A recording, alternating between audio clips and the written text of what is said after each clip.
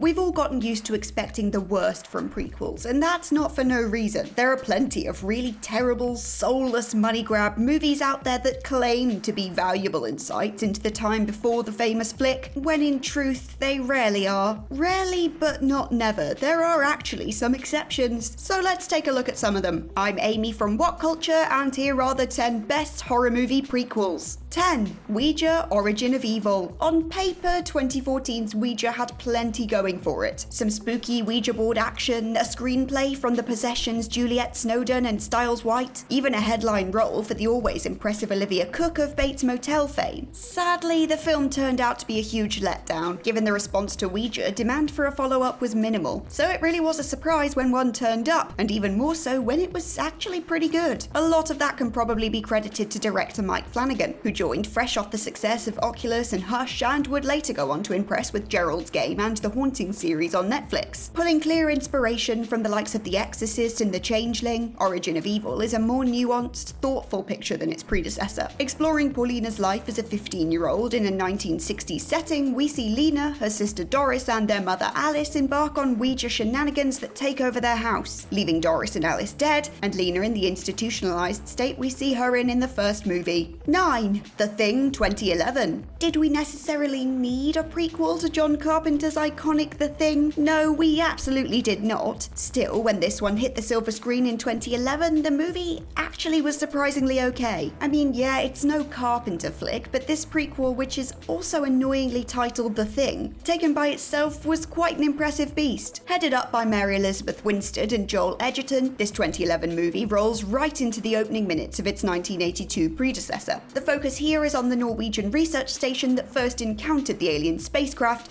and the parasitic alien it brought to Earth. The settings and the visuals of The Thing 2011 are impressively atmospheric. However, where this picture does let itself down is by opting to go down the CGI route with so many of its more gruesome scenes. Now, CGI isn't always a bad call, but given that the original is so famed for its stunning practical effects, courtesy of Rob Bottin and co., it just meant that some of the scenes paled in comparison to their 80s counterparts. 8. Annabelle Creation. It took a little while longer than expected to get there, but the eerie Annabelle doll finally got some time to properly shine when Annabelle Creation came out in 2017. Having been featured front and center for the promotional push of James Wan's The Conjuring, it was surprising to see Annabelle merely a footnote in that story. Following that, 2014's Annabelle was a dull, disappointing affair, and so when Annabelle Creation was released, it was refreshing to see the titular doll prominently featured in a movie that was actually good.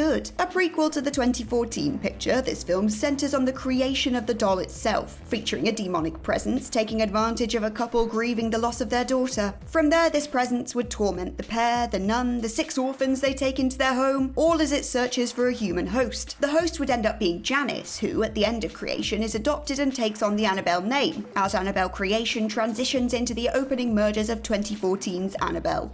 7. Final Destination 5. This 5th entry into the Final Destination franchise is absolutely 100% a prequel, but the film doesn't actually let you know that until its final few minutes. Marketed as a straight-up sequel affair, this 2011 picture has Final Destination things happening in your usual Final Destination way. This time round, it's Sam Lawton having opening act premonitions about a huge bridge collapsing and killing a whole bunch of people. From there, it's very much lather, rinse, repeat as the Grim Reaper comes calling for those who Sam managed to warn and save during the opening act. As Final Destination 5 draws to a close, it looks as if Sam and his beau Molly have managed to somehow evade the grip of death, casually boarding a flight to Paris for some well-earned vacation time. It's here, though, that the penny drops that this very flight is what kick-started the entire Final Destination series. Without any sense of hyperbole, seeing Final Destination 5 dovetail straight into the opening of Final Destination was nothing short of genius. 6. Psycho 4: The Beginning. Anytime a movie takes a classic villain and explores their backstory, the end result is usually a disappointing one. Fortunately, The Beginning manages to shine a spotlight on Norman Bates' formative years in a way that's actually pretty respectful to Alfred Hitchcock's legendary Psycho. Given how it was a made-for-TV offering that came on the back of 2 disappointing sequels, initial expectation for The Beginning was understandably low. With its narrative of Norma Bates corrupting, manipulating, and tormenting her son, this 4th Psycho picture is much more effective and genuinely chilling at times. Not only is Anthony Perkins on fine form here as adult Norman Bates, but Henry Thomas is great as the young Norman too. Throw in a sinister multi-layered turn by Golden Globe winner Olivia Hussey as Norma, and there's quite a lot to enjoy about the beginning. Of course, Psycho has the perfect prequel in the stunning 5 seasons of Bates Motel, but when it comes to prequel movies, Psycho for the beginning manages to get the job done in decent fashion. 5. Paranormal Activity 3. Both the second and third Paranormal Activity movies are technically prequels, but it's Paranormal Activity 3 that wins out here. The original Paranormal Activity was a huge success upon its formal release in 2009. For over 2 years, there had been this insane buzz around the picture and people were raring to go to see it, evidenced by Paranormal Activity's huge $200 million turnover made from a budget that barely topped $200,000. The first 3 films in the franchise were all great in their own particular way, with the series sadly tailing off in quality by the time the 4th one rolled around. Where Paranormal Activity 3 particularly shines though is in how it fully showcases the relationship between Katie and Christy, the 2 siblings who each had their own respective adult lives showcased in Paranormal Activity for Katie and Paranormal Activity 2 for Christy. Released in 2011, this movie goes back in time to explore the younger years of these sisters, including Christy's imaginary friend Toby, witches' covens, and how the events of the first 2 Paranormal Activity pictures were put into motion.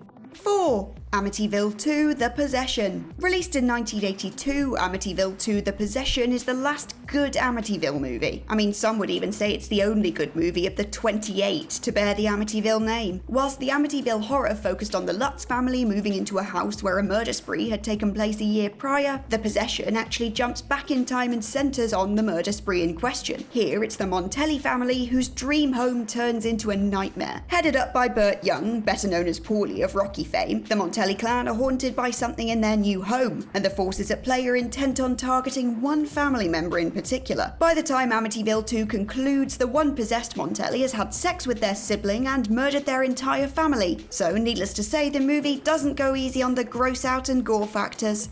3. Prometheus. Despite how much Ridley Scott proclaimed Prometheus was totally not an Alien prequel before its release, the film did indeed wind up being the precursor to Scott's beloved Alien and the franchise it spawned. It maybe wasn't appreciated all that much by audiences when it was released in 2011, however this revisiting of the Alien franchise has been looked upon more favourably in the subsequent decade. The ties to Alien and the greater franchise lore were a little more nuanced and subtle in Prometheus than some were expecting, which actually helps contribute to Prometheus's ability to stand on its own legs as its own product instead of having to lean heavily on Alien. As an Alien prequel, the movie does a good job of laying the groundwork for what would come, with Alien Covenant then taking a major step towards what we know and love about the franchise. 2. Indiana Jones and the Temple of Doom. Yes, this one is cheating a bit, but stop typing and listen. The Indiana Jones franchise is an action-adventure series, I know this, but 1984's Temple of Doom is at the same time very much steeped in horror. It has a lot of things we look out for in any classic horror. Dark, mysterious landscapes, cults, sacrifices, hearts being ripped out, bugs, you know the drill, all that sort of thing. Each and every Indiana Jones picture has at least 1 or 2 scenes that drum up the dead, but none more so than Temple of Doom. Those other flicks feel like adventure movies with an occasional sequence of horror, whilst Temple of Doom feels more like an even balance of the 2 genres. And I mean, I'm not naming any names, but there's definitely a lot of certified horrors out there that are less scary. 1.